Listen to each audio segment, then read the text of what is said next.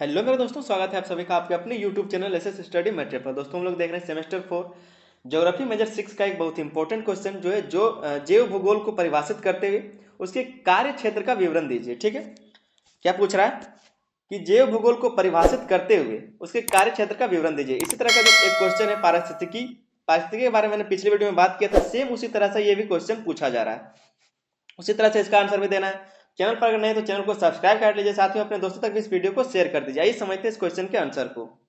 क्या लिखा है, सबसे पहले इसके परिचय को हम लोग समझेंगे, उसके बाद आगे हम लोग इसके कार्य क्षेत्र को भी देखेंगे। ठीक है, क्या लिखा है कि जैव भूगोल भूगोल की एक महत्वपूर्ण शाखा है जो पृथ्वी पर जीवों के वितरण, उनके पर्यावरणीय संबंधों और उनके विकास का अध्ययन करती है। क्या बोल रहा है कि ये जो जैव भूगोल है वो भूगोल की एक महत्वपूर्ण शाखा है जो पृथ्वी पर जीवों के वितरण को और उनके पर्यावरणीय संबंधों को और उनके विकास का अध्ययन करती है। मतलब जो पृथ्वी पर जीव रहते हैं उनके वितरण का अध्ययन करता है, साथ ही में उनके पर्यावरणीय संबंधों के साथ, उनका जो पर्यावरण के साथ क्या संबंध है और उनका विकास अध्ययन के बारे में विकास का अध्ययन करता है कि उनका विकास किस तरह से होता है, किसके द्वारा, तो जैव भूगोल के द्वारा यह सब किया जाता है।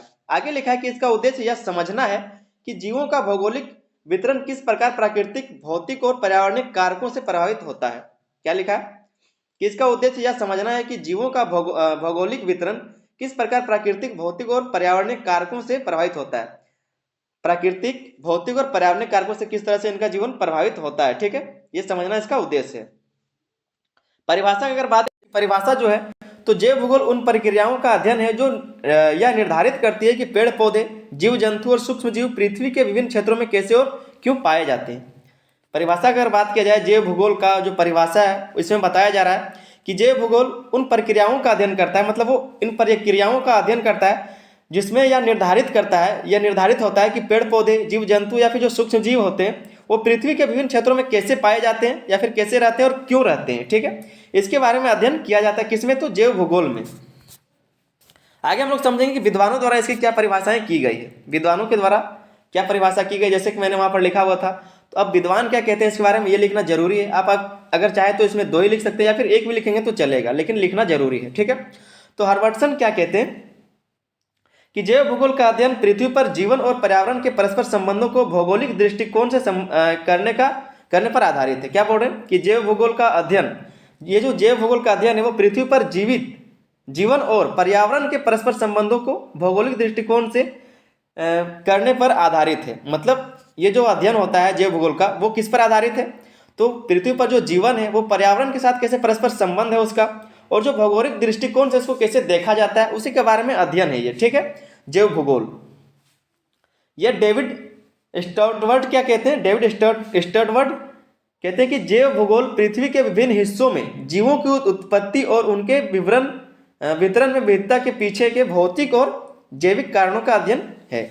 क्या कहते हैं कि जैव भूगोल जो है वो पृथ्वी के विभिन्न हिस्सों में जीवों की उपस्थिति, पृथ्वी के अलग अलग हिस्सों में जो जीवों की उपस्थिति है और उनका जो वितरण है, वितरण में जो विविधता है। ठीक है, वितरण का, विविधता का मतलब क्या, क्या अलग अलग जगह पर अलग अलग जीव पाए जाते हैं, विविधता का मतलब अलग अलग। ठीक है, के पीछे के भौतिक और जैविक कारणों का अध्ययन। ये जो अलग अलग जो विविधता है इसके पीछे जो भौतिक या फिर जैविक कारण है इसका अध्ययन किया जाता है। ये कौन कहते हैं, तो डेविड स्टर्टवर्ड। ठीक है, स्टार्डर्ड है इसका नाम। ठीक है, स्टार्डर्ड, डेविड स्टार्डर्ड। एक बार अच्छे से आप पढ़ लीजिएगा थोड़ा सा, डेविड स्टार्डर्ड है। ठीक है, तीसरा जो विद्वान है वो क्या कहते हैं, DS क्लार्क। ये क्या कहते हैं कि यह पृथ्वी पर जीव जंतुओं और पौधों के वितरण, उनके पर्यावरणीय और ऐतिहासिक कारणों का वैज्ञानिक अध्ययन है। ये जो जैव भूगोल है वो क्या है, तो यह पृथ्वी पर जीव जंतुओं और पौधों के वितरण, उनके पर्यावरणीय और ऐतिहासिक कारणों का वैज्ञानिक अध्ययन है। ठीक है, जो भी यहाँ पर जीव रहते हैं उनका जो वितरण है या फिर उनका जो पर्यावरण और ऐतिहासिक कारण है उसका वैज्ञानिक जो अध्ययन है उसी को जैव भूगोल कहा जाता है। फिर है जैव भूगोल का कार्य क्षेत्र। ठीक है, अब यहां से हम लोग समझेंगे जैव भूगोल का क्या कार्य क्षेत्र है उसको। सबसे पहला है जीवों का वितरण। तो जीवों का वितरण के बारे में हम लोग समझेंगे, डिस्ट्रीब्यूशन ऑफ ऑर्गेनिज्म। ठीक है, क्या लिखा है कि जैव भूगोल यह अध्ययन करता है कि पौधे और जीव जंतु पृथ्वी के विभिन्न क्षेत्रों में कैसे और क्यों वितरित हैं, या उनके पर्यावरणीय कारकों जैसे जलवायु, स्वरूप और मिट्टी के गुणों को ध्यान में रखता है। जीवों का वितरण का यह अध्ययन करता है कैसे कि जो भी पृथ्वी पर पेड़ पौधे हैं, जीव जंतु हैं, वो विभिन्न क्षेत्रों में कैसे और क्यों वितरित हैं, क्यों रहते हैं, ठीक है। या उनके पर्यावरणीय कारकों जैसे कि जलवायु, स्थल रूप और मिट्टी के गुणों को अध्ययन करते हैं। जहाँ पर जीव रहता है वहाँ पर उनके पर्यावरण के बारे में जानता है, वहाँ पर जो जलवायु है, स्थल रूप है या फिर जो मिट्टी है उसके गुण को ये अध्ययन करता है, ठीक है। ये सबसे पहला कार्य क्षेत्र है इसका कौन, तो जीवों का वितरण, कि जीव कहाँ कहाँ वितरित हैं और वो क्यों हैं, कैसे हैं, उनके बीच में जो पर्यावरण है या फिर जो कारक हैं, चाहे वो जलवायु या फिर स्थल रूप हो या फिर मिट्टी हो, उनके गुणों के बारे में ये अध्ययन करता है। उदाहरण के तौर पर आप समझ सकते हैं कि उष्णकटिबंधीय वर्षा वनों में पौधों और जानवरों की प्रजातियां रेगिस्तान से भिन्न होती हैं। जो उष्णकटिबंधीय वर्षा वन होते हैं वहाँ पर जो जीव या फिर पौधे पाए जाते हैं, पेड़ पौधे पाए जाते हैं, वो रेगिस्तान से बिल्कुल अलग होते हैं। जो रेगिस्तान में जो मरुस्थलीय होते हैं वहाँ के जो पेड़ पौधे या फिर जो जीव जंतु हैं उससे अलग होता है, ठीक है। इसी के बारे में अध्ययन होता है कि जीवों का वितरण किस तरह से अलग अलग क्षेत्र में होता है, उनका स्वरूप क्या होता है, उनका जो मिट्टी होता है वो क्या होता है, या फिर वहाँ का जो जलवायु वो किस तरह का होता है, ठीक है। दूसरा जो इसका क्या लिखा है दूसरा पॉइंट में, जैव भौगोलिक क्षेत्र। जैव भूगोल पृथ्वी को विभिन्न क्षेत्रों में विभाजित करता है। जो जैव भूगोल है वो पृथ्वी को विभिन्न क्षेत्रों में विभाजित करता है, जैसे कि पाले आर्कटिक, अफ्रीकी, नियोट्रॉपिकल आदि, ठीक है। नियोट्रॉपिकल, अफ्रीकी हो गया, पाले आर्कटिक हो गया, इन सब क्षेत्रों में बांटता है। यह अध्ययन करता है कि कैसे इन क्षेत्रों की विशिष्ट जलवायु और स्थलाकृति वहाँ की जैव विविधता को प्रभावित करती है। ये सब जो अलग अलग क्षेत्र या फिर जो जलवायु है वो कैसे वहाँ पर जो जैव विविधता है उसको प्रभावित करता है। तीसरा जो पॉइंट है वो पारिस्थितिकी तंत्र का अध्ययन। पारिस्थितिकी तंत्र का अध्ययन क्या लिखा है कि पारिस्थितिकी तंत्रों जैसे वन, रेगिस्तान, समुद्र और घास के मैदानों में जैव विविधता का अध्ययन जैव भूगोल का एक प्रमुख हिस्सा है। यह पर्यावरणीय परिस्थितियों और जीवों के बीच संतुलन को समझने में मदद करता है। क्या करता है, तो ये समझने में मदद करता है कि इसको पारिस्थितिकियों और जीवों के बीच जो संतुलन है उसको समझने में मदद करता है। चौथा जो पॉइंट है वो है जैव विविधता और संरक्षण। तो जैव भूगोल विभिन्न क्षेत्रों, हम लोग क्या समझ रहे हैं, कार्य क्षेत्र को समझ रहे हैं, ठीक है। जो जैव भूगोल है उसके कार्य क्षेत्र को समझ रहे हैं। उसमें जो चौथा कार्य क्षेत्र है उसका वो है जैव विविधता और संरक्षण। तो जैव भूगोल विभिन्न क्षेत्रों में जैव विविधता का अध्ययन करता है और यह समझने में मदद करता है कैसे पर्यावरणीय क्षति और मानव हस्तक्षेप जैव विविधता को प्रभावित कर रहे हैं। क्या बोल रहा है कि जैव भूगोल जो है वो विभिन्न क्षेत्रों में जैव विविधता का अध्ययन करता है, अलग अलग क्षेत्रों में जैव विविधता का अध्ययन करता है और यह समझने में मदद करता है कि कैसे पर्यावरणीय क्षति और मानव हस्तक्षेप जैव विविधता को प्रभावित करते हैं। जैसे पर्यावरण का क्षति होता है या फिर जो मानव का हमारा जो हस्तक्षेप होता है वो कैसे विविधता को प्रभावित करता है। साथ ही यह संरक्षण के उपाय सुझाने में सहायक है। ये जो जैव भूगोल है वो संरक्षण के उपाय सुझाने में भी सहायक होता है। पांचवा जो पॉइंट है, पांचवा जो कार्यक्षेत्र है इसका वो विकास और विलुप्त। विकास और विलुप्त जिसको बोलते हैं एवोल्यूशन एंड एक्सटिंक्शन, ठीक है, एक्सटिंक्शन।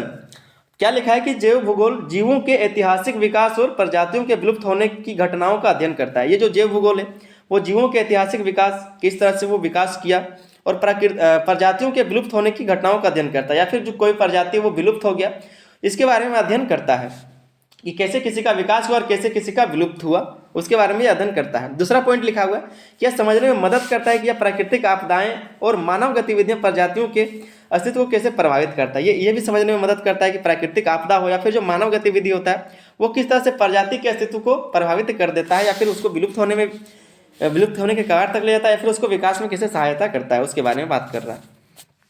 छठा जो कार्य क्षेत्र है इसका वो प्राकृतिक अवरोध।